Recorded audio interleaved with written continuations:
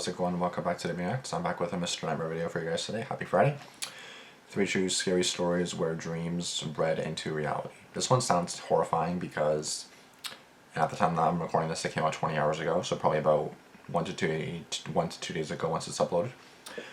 But I feel like these dreams or these stories are like the scariest. Kind of like when you're watching like you're watching a horror story, then you kind of get a horror story, or like you have a bad dream and then you wake up and you're like, oh, thank God it was a bad dream, but then you hear the sound from the bad dream and you're like, oh fuck, this is real, you know. So it's like some dreams actually do kind of like creep into reality, and I don't know why I've been having dreams about like spiders recently, like in my bed, like a huge ass spider. So like I just woke up one day and I'm like looking at my bed sheets, like this is a big ass blanket, okay?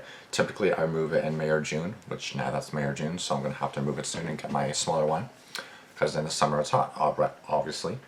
So I switched the blankets out, but I still have this one, right? And I had a dream that there was like a big ass tarantula, probably because I watched that stupid SML movie with that freaking tarantula in it. Fucking SML. Anyways, I don't know if it was that day that I had a bad dream, but anyways, I wake up and I'm like, holy fuck, I was terrified to move my blanket because I was like, there's a big ass tarantula in there. I was like terrified, bro. And if there was a tarantula in there, I'd probably lose my fucking shit. Anyways. Starting. I really want to hear these stories so I can also watch this guy's reaction to them, because I can guarantee it's gonna be a good one. So without further ado, because I don't have much storage left on this thing, let's go.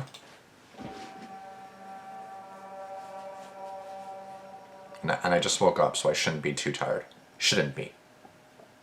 George. This happened over the course of 3 or 4 years when I was a kid. Damn. I can't remember exactly when I got the first one, but I started having this recurring, half-lucid nightmare maybe once every couple of months. From what I can remember, here's how it would go.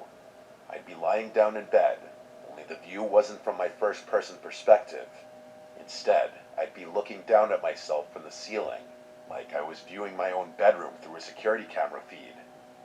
The out-of-body dissociation always freaked me out. I'd try to float or swim towards my body, but I was never able to move beyond swiveling my head to look around the room. Interesting. I was half lucid, so I knew it was a dream, but that didn't make me any less scared. After calming myself down, I swear, even if you know it's a dream, or like you're pretty certain it's a dream, you're kind of like, no, this ain't a dream, this ain't a dream. Like you still freak the fuck out. I started noticing strange things about my bedroom. For one, the digital clock on my nightstand would always be counting in reverse. That was typically the first strange detail I'd notice. And once I noticed that, I'd start seeing other weird stuff. There were these drawings taped to random spots on the walls and dresser, like crayon drawings you'd expect from a kid my age, but I had no memory of ever making them. I wasn't the type of kid who ever drew much, so it wasn't like I had just forgotten about them. They always showed the same thing, a row of people holding hands, all smiling, with one smaller figure who I can only imagine was me. They were always standing in front of a house with a blue roof, but I can't remember much more about the drawings than that. The other detail about the dreams that still sticks out to me is an old toy train of mine. Is it just me, or is the actual photo like this? It is like this, right? I know I'm on the medication, so I always joke around saying I'm on drugs because I literally am. And I'm like, am I just tripping, or? I was always sitting in a different spot on my bedroom floor, which was significant because I had lost that particular toy years prior. Anyway, after analyzing my room for a bit, I'd get this unexplainable urge to look out my bedroom window. I'd glance over, and as if it were on cue, a man would appear just a few inches from the glass. Oh, shit. He had short gray hair and what looked like a cut on his left temple. That's honestly all I can remember about his face. He would watch me sleep for a few seconds, then start clawing at the window like he was trying to open it from the outside. So this is actually IRL, like where dreams run into reality. So this actually basically happened to him. That's usually when I woke up. Sometimes I immediately ran to the window, and sometimes I was too terrified to even move. But I always ended up checking one way or another. I don't know what I thought I'd find. Maybe claw marks or a smudge from where his hand had been. But there was never anything there. Good. Or anyone, for that matter. Good. Fucking keep it that way. The fourth time it happened, I finally told my parents. My mom told me that recurring dreams weren't that rare, especially at my age, and my Yeah. dad chimed in to remind me that they were always just one room away if I ever felt scared. That's I good. nodded and acted like that helped, but it didn't. Not really. My dad could tell I was still scared, so he took me by the hand and explored the exterior of the house with me. There was no indication that anyone had been there. No footprints, no smudges on the window, nothing. Even so, that didn't calm my nerves as much as you might think. Keep in mind, this was about 1 year in, so I was having this dream roughly once every 3 months. It wasn't happening every night, not even close, but having the exact same dream 4 times definitely means something, which I knew even at that age. But after that fourth dream, though, they just stopped. For a while, at least. I went nearly 6 months without a single episode, and at some point, I let myself believe it was over. It all just kind of faded into the background, the way childhood fears tend to when life gets more normal. But then it came back. I have no idea what triggered it, but one random night I had the dream again. Everything was exactly the same as I remembered. The clock, the drawings, the train, everything. But there was something different about that dream that was scaring me twice as much as the earlier ones had. I couldn't figure out what it was. Everything was following the exact same chain of events. But then, as I was looking around the room, I realized what it was. My bedroom window was open. As soon as I saw that, I woke up. There was a period of maybe 5 minutes where I couldn't move, complete and utter sleep paralysis. And it wasn't a passive sleep paralysis either. My brain was screaming at me to check the window the entire time, but I couldn't drag myself out of bed no matter how much I tried. Damn. On top of that, I felt significantly colder, as if cold air was blowing through my bedroom window, which I was convinced was wide open. Those 5 minutes were unlike any kind of fear I have ever experienced. All I could think about was how that man was moments away from climbing through my window, yet there was nothing I could do about it. When I finally regained control of my limbs, I forced myself over to the window, confirming that it was locked. I couldn't fall back asleep that night. I was too scared. I'm not sure how I was even able to function the following morning. Another couple of months went by, but I wasn't going to be fooled again. Every night before I went to bed, I thought long and hard about the dream in an attempt to brace myself for having it again. I'm not sure if this logic tracks, but I was hoping that keeping the dream on my brain would help me not get too scared should I have it again. To my surprise, that technique actually worked. Okay. The next time I had that dream, I wasn't even half as scared. I didn't even bother checking the window after waking up. By the time I had it again, I was barely scared at all. Still, something about it lingered. Not in a scary way, but enough to make me want to bring it up to my parents again. Hmm. Maybe it was the way I explained it, or maybe it was because I was slightly older. But for whatever reason, they actually paid closer attention this time. I tried to provide as much detail as possible, something I hadn't done before. As I was getting to my description of the man, my parents' demeanor shifted. Not too dramatically, but enough for me to notice. Specifically, it was right as I was telling them about the cut on his forehead. Before I could even finish, my dad cut me off and asked if I was sure about the cut. I told him I was, and he looked over at my mom like there was some unspoken detail that I wasn't aware of. Uh-oh. I asked my parents what was going on, and they assured me that everything was fine. My ass. Not wanting to upset them, I didn't inquire further. But from that point on, I started wondering if there was more to the story. There is. As it would turn out, a few days after that conversation, my parents sat me down and came clean. It wasn't some dramatic reveal or anything. They just said there was something they wanted to tell me. My mom did most of the talking. Apparently, when I was really little, like too young to even remember, there was a man named Brian who used to watch me sometimes. They always referred to him as Uncle Brian, but he wasn't actually family, just a close friend of my dad's from college. Okay.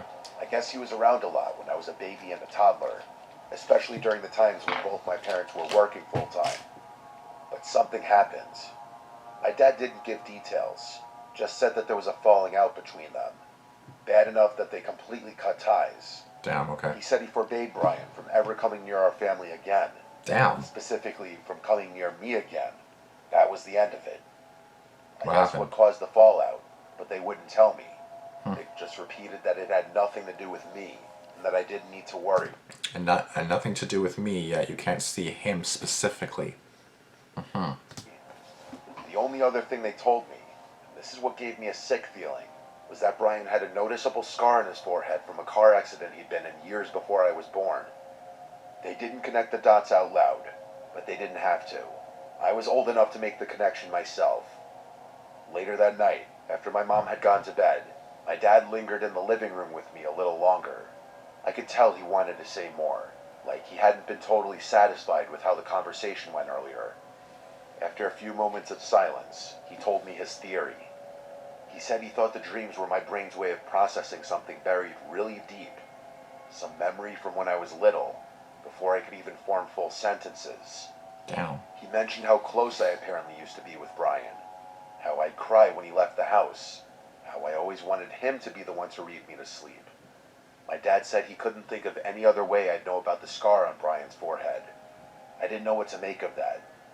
I had no recollection of this Brian person whatsoever. Even now, I still can't recall a single memory with him in it. I had no choice but to move on with my life, though, recurring dream or not. Another handful of months passed. I'm doing my best to describe the timeline as accurately as possible, but it's hard to remember exactly how much time passed in between each dream. That said, the frequency decreased after talking to my parents. I had the dream only once or maybe twice within the next year, but things took a very dark turn sometime in year 4. Damn. One night after waking up from the... Here's what I was kind of like thinking about, like your dream is actually gonna come into reality. Like you're not gonna check your window, or you will, and then there's actually gonna be a man there, which is gonna make your dreams even 10 times more horrifying. dream, I glanced over at my window, just out of habit, and this time, I actually saw something move. It was just a flicker, but I was 100% sure something had just moved from right outside my window. A flicker, like a Just phone like light. that, all the fear I had spent years trying to prevent came rushing back. Yep. It was actually worse. I jumped out of bed and screamed for my parents, who took me very seriously. My dad sprinted outside in his bare feet while my mom held me tightly. Eventually, my dad came back and started whispering stuff to my mom. They told me to stay put while they called the police. I listened to them and stayed in their room, although I don't remember ever hearing any sirens or other voices besides theirs that night. My dad insisted everything was fine and that the police were going to take care of things. My ass. The next day, he confessed to me that he had seen what he thought were extremely faint footprints underneath my bedroom window. Damn. I asked him if he thought it was Brian, and he said that was impossible, since they had moved and Brian didn't know where we lived. My dad promised me that nothing bad was going to happen ever, and he would turn out to be right. I never had that dream again. My parents don't like talking about this incident, and I can see why. I'm still yet to get a straight answer out of them, but I've since stopped trying. What I can't wrap my head around is the sickening thought that every time I had that dream, there really was someone outside my window watching me. Was it really plausible that someone had been periodically stalking me for 4 years? It doesn't track, and I can't decide what's scarier. If it really was Brian watching me, or just some complete stranger that my brain associated with him for whatever reason. And who knows how that somehow got translated into my dreams. I've done research, and I still don't even know how that would be possible. Maybe he was making a noise or something, and my brain picked up on it. I really can't say. What I can say is that I'm 95% sure my parents never called the police that night. That's something I will likely never get an explanation for. I'll most likely never get any answers regarding this experience since it happened so long ago. But if I do, I'll send an update. I don't have much to say on that, bro. But like, imagine you just wake up to like a horrifying dream, and it comes true when you wake up. I'd be fucking shitting myself.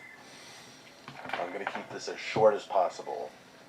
Most nights I fall asleep to some form of sound. Me too. It's the best way I know how to knock out quickly. Me too. Sometimes it's a chess video, sometimes it's a podcast about space, sometimes it's just a recording of a thunderstorm. You get the idea. I'm a very active dreamer, so whatever I fall asleep to usually gets translated directly into my dreams in some form. For example, if I fall asleep to a soccer compilation, then it's likely I'll have a dream about playing soccer. Part of the reason this is so clutch is because I had a ton of nightmares growing up, and this technique prevents them. Okay. This happened a couple of weeks ago during a sleepover at my friend Duncan's place. It was a sleepover, so I had to fall asleep normally. That wasn't an issue for me. It just meant my dreams would be a lot less predictable. There were three of us, me, Duncan, and Ian. I hate Duncan's sleepovers. parents were away for the weekend, which is why we were having the sleepover in the first place. He has a lot of big, comfy couches in his living room, so that's where we all slept. That night, I had one of the most vivid dreams I've had in a while. I was out at sea on this small sailboat. I don't even know where it came from. I've never been on a sailboat in my life. The water was super choppy, and I remember the sky being this weird mix of dark purple and gray. That's looking like a sick shot. Like, you can't see anything in the back. It's just so cloudy and like stormy. Then the water's like so like, I don't know. It just seems so dark and stormy, which is kind of nice. I don't know. The wind was howling, but not in a scary way. It kind of felt like I was in a movie or something. Then the boat lurched. I couldn't see what we hit, but I definitely felt it. Whatever it was, it knocked the whole sail sideways and cracked something underneath. Water started gushing in through the bottom, and I remember trying to plug the hole with my jacket, which obviously wasn't doing anything. I started panicking, like full-on helpless panic, and just as the boat started to sink, a dolphin jumped out of the water, locked eyes with me, and said in perfect English, "Wake up." That instantly snapped me awake. That'd be terrifying. Usually pretty groggy after waking up, but this was different, although I didn't know why yet. I looked around the room, trying to figure out if anything was different or strange, but everything looked normal. My friends were sleeping next to me, and the living room was exactly how we left it. You know that weird in-between phase right after you wake up where you can't really process information accurately? That's what I was experiencing. A few seconds later, though, my brain started functioning properly, and I picked up on a sound that was definitely out of place. There was this distinct rushing sound coming from somewhere upstairs. It Rushing? wasn't muffled like you'd expect if a faucet was just dripping. It was consistent, like a hose or something. That must have been why I had that wonky dream about the ocean. I sat there for a second, trying to figure out what I was hearing.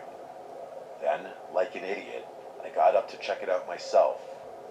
I crept. Well, in a sense, it's like you want to check just to make sure there's nothing like, because again, dreams feel so fucking real, and I don't even need to tell you guys because I guarantee you guys have had a dream that feels real. So I don't even need to explain to you guys. But like, if you want to check it out, check it out. There shouldn't be anything, you know. It's all a dream, right? You should, I don't know, check, yeah. I don't say anything wrong with Up the stairs, trying to make as little noise as possible. The noise got louder with each step. It was definitely running water, and it was coming from the upstairs bathroom at the end of the hallway. it. You guys are home alone, The right? door was slightly cracked open, and even from a distance I could see the sink. One of the knobs was turned all the way to the right. The water was just gushing out, full blast. There was no way that could have happened on its own. It didn't even make sense. I got close to the doorway and was about to step in. I'd be shit Something myself. made me stop. The bathroom up there is pretty big. It's got this long counter and a bathtub with a curtain, plus this awkward corner where the toilet is. Plenty of blind spots. For all I knew, someone could have been crouching behind the tub or standing right behind the door. My stomach dropped. I don't know why, but I just couldn't go in. I backed up and booked it down the stairs to wake up Duncan. I shook him hard and told him something was wrong. At first, he was groggy, but the urgency in my voice must have gotten through, because he sat up and asked what was going on. I told him the sink upstairs was blasting and I thought someone was in the house. That woke him up real fast. We left Ian asleep on the couch and crept back up together. How old are you guys again? When we got to the bathroom door, Duncan didn't even hesitate. He pushed it open and stepped inside. Damn, he doesn't care. I was not prepared for what was about to happen.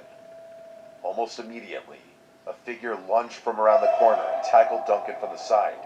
It happened so fast. Holy shit. All I saw was Duncan go down and this guy swinging a piece of PVC pipe like he was about to beat the crap out of him. Oh my I god. didn't think. I just threw myself at the guy, trying to get him off Duncan. Period. We both piled on him and wrestled him to the floor, but he was bigger than both of us. It was pure chaos. Eventually, the guy broke free and bailed, shoving both of us to the side and sprinting for the stairs. By the time Duncan and I made it to the porch, he was gone. The police showed up maybe 30 minutes later, but they weren't much help. They determined that the entry point was a downstairs window, which was wide open and had been previously unlocked. Duncan's family doesn't have cameras in their house, so there was no evidence we could turn over. The police said that it was likely that it had just been a burglar committing a random attack, but my friends and I think it was way more specific than that. First of all, why would a burglar purposely make noise by turning on a sink faucet in the first place? Yep. Yeah, it was obviously a trap to lure someone upstairs, but what was the point if he was trying to rob the place? Yeah, exactly. This makes me think he had a more sinister intention, one I can't fully explain. Duncan is convinced that whoever broke in knew his parents were out of town and had expected only one person to be there that night, him. If that's true, then I can only imagine that whoever had broken in intended on seriously injuring or killing Duncan. I don't even like to think about what would have happened had I gone in that upstairs bathroom by myself. Fuck, bro. Can you imagine, bro? Like, oh my god. Like, you would have probably died, bro, if you... Oh my god. That is honestly terrifying. That's honestly the most scariest story so far.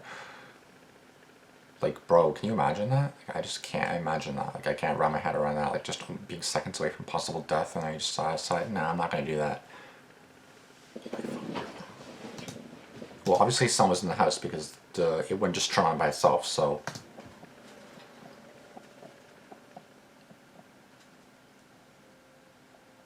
This happened on a Friday night a couple months back. My girlfriend's parents had planned a weekend trip out of town. Some kind of anniversary thing, I think. So naturally, my girlfriend Bonnie invited me to stay at her place. Normally, her parents are pretty strict, and sleeping over in her room is definitely off limits. But since they'd be gone the whole weekend, we figured it wouldn't hurt anyone. Bonnie lives in one of those suburban neighborhoods where every house looks the same. Quiet enough that by 10 o'clock it always feels deserted. Honestly, that place creeps me out a little whenever I leave late at night, so I was relieved at the thought of just staying put for once. I showed up around 8, brought snacks, and we watched a movie. The usual stuff. Bonnie's room is on the second floor facing the backyard, and from her window, you can just barely see into the dense line of trees that borders their property. They don't have much exterior lighting, so at night it's pitch black out there, like looking straight into a void. Great. Bonnie has a queen-size bed, so we both had plenty of space, enough that we could stretch comfortably without crowding each other. I'll skip the rest of the irrelevant stuff. We eventually turned off the TV around midnight and drifted off. I don't remember falling asleep, but I vividly remember the unsettling dream that followed. Now, before I tell you about it, I want to say one thing. I've only had a false awakening dream a couple of times in my life before. This night was one of them. For anyone who's never had one, it's a really strange and almost transcendent experience. Dreams like the one I'm about to describe are actually the main reason I believe there are things in this world beyond those that we can see. In the dream, I woke up abruptly to the unmistakable sound of a door slamming shut somewhere downstairs. Before I could even process it, rapid footsteps started racing up the stairs. Without hesitation, I shot up in the bed with the intention of intercepting whoever had broken in, but something stopped me. Bonnie's room looked identical to how it had looked when we went to sleep. Every detail exactly as it should have been, except for one thing that I can still picture in my mind's eye even now. A thin yellow glow spilling into the bedroom from the crack beneath the bedroom door. It was just a sliver of light, but for some reason, I couldn't tear my eyes away from it. All my confidence was gone. My vision began tunneling into this little bar of light as everything else started fading to black. The footsteps made it up the stairs and started storming towards the door, but I couldn't do anything about it. I was frozen. And then, silence. I was still fixated on the light below the door when the voices started. At first, it was just one voice, a woman's voice, saying all sorts of nasty things about me.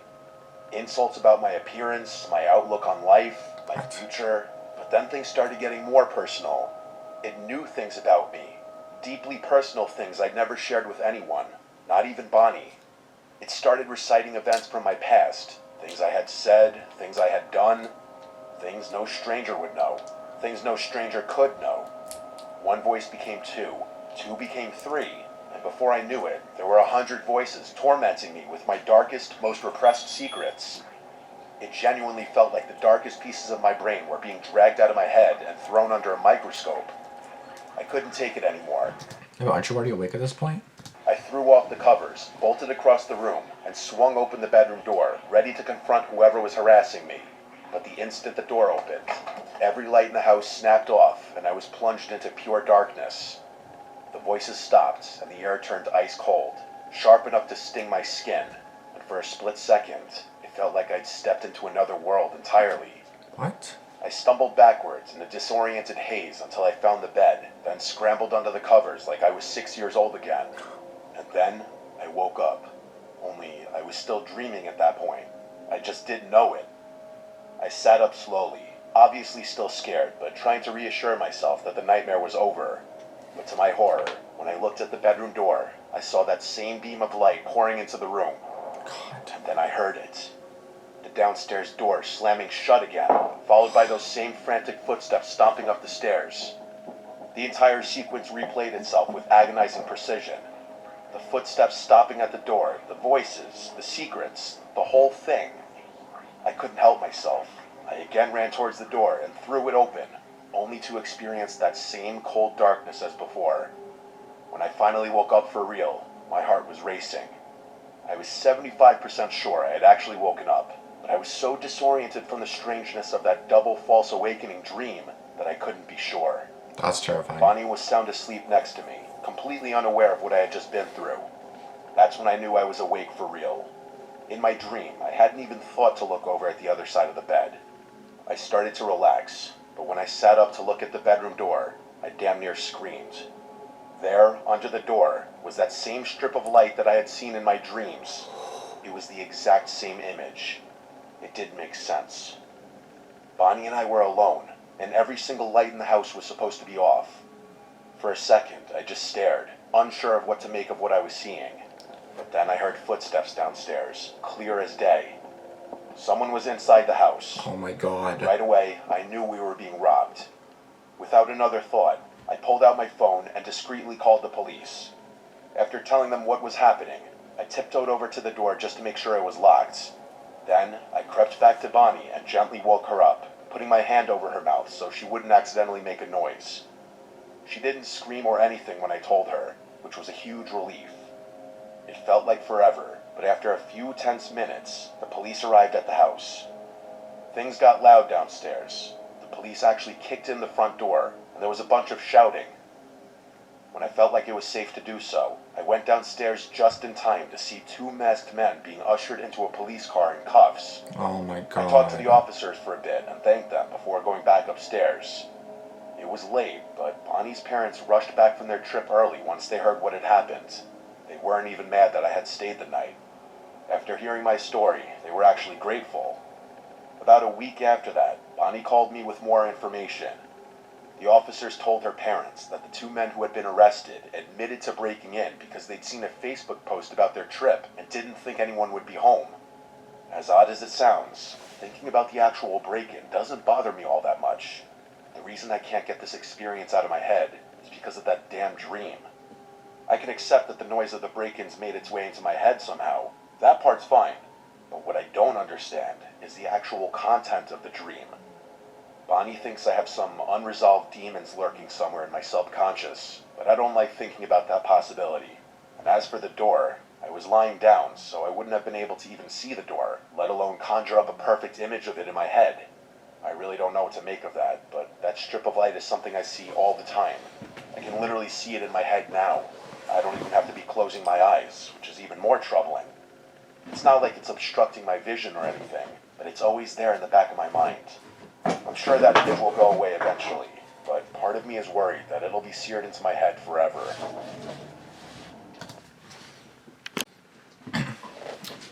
Sorry guys, had to do something. Okay, so I got 3 minutes left of storage here. Okay, so third story is the most scary because I've experienced that multiple wake-up dream where in the dream you wake up from the previous dream, but you're still dreaming, and sometimes it happens a few times in a row within the dream, so when you actually wake up you feel disoriented and scared that you still might be dreaming. Yeah, honestly, that is terrifying. Like, I don't think I've ever experienced that before. Like, whenever I wake up, I just wake up.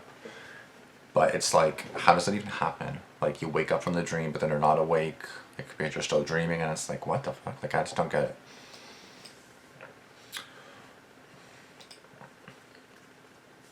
For story 3, I think a part of Op's brain was awake and possibly tried to wake him up from a very deep state of sleep. His eyes could easily have partially opened as a reflex to the strange noises, which explains why he saw the thin light both awake and asleep. That part of the brain knew there was some possible form of extreme danger. So that primal intense fear was reflected in his dreams in the best way his brain knew how, bringing his deepest fears into the forefront of his mind. Adrenaline often wakes us up, so it's possible that his brain could have been trying to cause a spike in adrenaline to get him to wake up and assess the danger. That's just my take. That's honestly a crazy take though. Like imagine like your brain is just like conjuring up all these things to wake you up because like it senses like real danger. That's honestly scary, bro. Posting consistency is the reason I make it through 9 to 5 every week. Having a nightmare become a reality is probably the worst and scariest thing ever. 100%, bro. It's just so scary and mysterious how our dreams can be warnings at times, like as if our mind is telling our bodies, hey, something's off, wake up. Yeah, that's honestly terrifying. Oh. The first story had me so locked in, gave me goosebumps, someone haunting your nightmares literally for years. Great narration as well. I feel like story 2 and 3 were a lot scarier than 1, but that's just me. That dolphin at 1351 is a hero, basically warned him that there was an intruder in the house. Consistent uploads, 3 is scary from previous videos that got updates. That's true, 100%. So was the first one. I hope all these dudes enjoy their lives, man. I couldn't imagine going to do the 3rd story. Damn. That's all I really got for you guys today. If you guys did enjoy the video, please be sure to give it a like, comment down below, be sure to subscribe. Turn on post notifications, do all the good stuff, and I will see you guys in the next video. Yeah, that's all I really got to say. But honestly, please be careful, please be safe, because honestly, every single horror video I say the same thing, but please be careful because you just never know what's happening, bro.